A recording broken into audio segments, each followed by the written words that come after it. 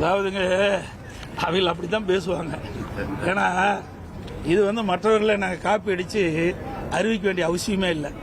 ஏற்கனவே 2021 சட்டமன்ற பொதுத் தேர்தலின் போது முதல்ல தேர்தல் அறிக்கை வெளியிட்டது அதிமுக.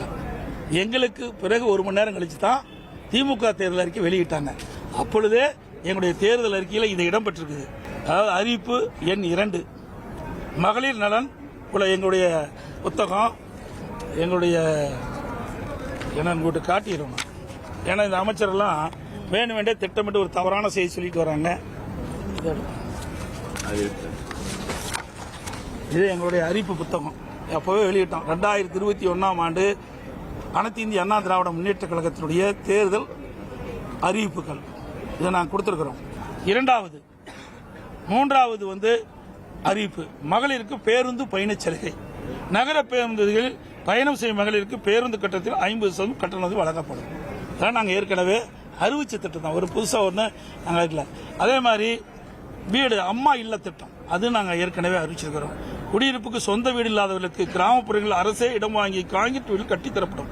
நகர்ப்பகுதியில் அரசே இடம் வாங்கி அடுக்குமாடி வீடுகள் கட்டி அம்மா இல்லம் திட்டம் மூலம் விலையில்லா வழங்கப்படும். இது அறிவிப்பு ஒன்று. இதையெல்லாம் நாங்கள் ஏற்கனவே அனைத்து இந்திய அண்ணா திராவிட முன்னேற்ற கழகத்தினுடைய தேர்தல் அறிக்கையில் நாங்கள் அறிவிச்சிருக்கிறோம். அந்த அறிவிப்பின்படி தான் இப்போ மீண்டும் 2026 சட்டமன்ற பொதுத் தேர்தலில் எங்களுடைய அறிவிப்பை வெளியிட்டு மக்களிடத்தில் மிகப்பெரிய வரவேற்பை பெற்றிருக்குது. அந்த வரவேற்பை பெற்ற காரணத்தினால தான் அந்த எரிச்சல் தான் ஒவ்வொரு நாளும் ஒவ்வொரு அமைச்சர் ஒவ்வொரு விதமா பதில் சொல்லிட்டு இருக்காங்க. தாலிக்கு தங்க திட்டம் தொடர்ந்து சொல்லிட்டு இருக்காங்க. ஏற்கனவே அனைத்து இந்திய அண்ணா திராவிட முன்னேற்ற கழக ஆட்சியில் கொண்டு வரப்பட்டு திராவிட முன்னேற்ற கழக ஆட்சியில் நிறுத்தப்பட்ட திட்டங்கள் அனைத்தும் நிறைவேற்றப்படும் என்று ஏற்கனவே தெரிவிச்சுட்டேன். நீங்க கூட மடிக்கணினி திட்டம், இந்த மடிக்கணினி திட்டம் இது மாண்புமிகு புரட்சித் தலைவி அம்மா அவர்கள் தமிழகத்தினுடைய முதலமைச்சராக அரியணையில் இருக்கின்ற பொழுது அரசு பள்ளியில் படிக்கின்ற மாணவர்கள் அந்த மாணவர்கள் திறமையானவர்களாக அறிவுபூர்வமான மாணவர்களாக விஞ்ஞான கல்வி கிடைக்க வேண்டும் என்ற அடிப்படையில் சுமார் 52,36,000 மாணவ மாணவிகளுக்கு விலையில்லா மடிக்கணினி கொடுத்தோம். இந்த அரசு அப்படி நிறுத்திவிடுது. அதுக்கு பிறகு 4 ஆண்டு காலம் தொடர்ந்து சட்டமன்றத்தில் நாங்கள் வலியுறுத்தி வந்தோம்.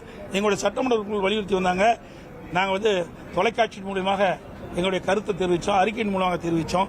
ஆனால் 4 ஆண்டு காலமாக இந்த மடிக்கணினி வழங்குகின்ற திட்டத்தை இந்த அரசு நிறுத்தி இருந்தது.